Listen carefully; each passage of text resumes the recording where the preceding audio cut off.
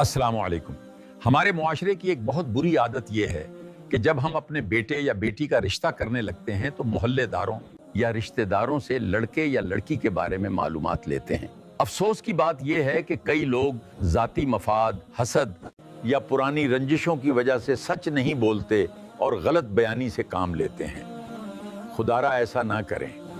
ذرا سوچیں، آپ کے ایک جھوٹے جملے سے کسی کی پوری زندگی برباد ہو سکتی ہے۔ گھر آباد ہونا تو دور، گھر کبھی بسنا ہی نہیں پاتا۔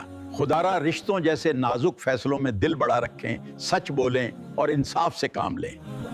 یاد رکھیں، یہ ہمارا فرض ہے کہ ہم جو بھی خوبی یا خامی ہو اسے پوری ایمانداری سے بیان کریں، کیونکہ ہمارے نبی حضرت محمد صلی اللہ علیہ وسلم نے بھی جھوٹی گواہی دینے سے سختی سے منع فرمایا ہے۔ سچائی کسی کا گھر اجاڑتی نہیں، بساتی ہے۔ آپ کی ایک ایماندار بات کسی کی پوری زندگی بدل سکتی ہے۔ جزاک اللہ خیر۔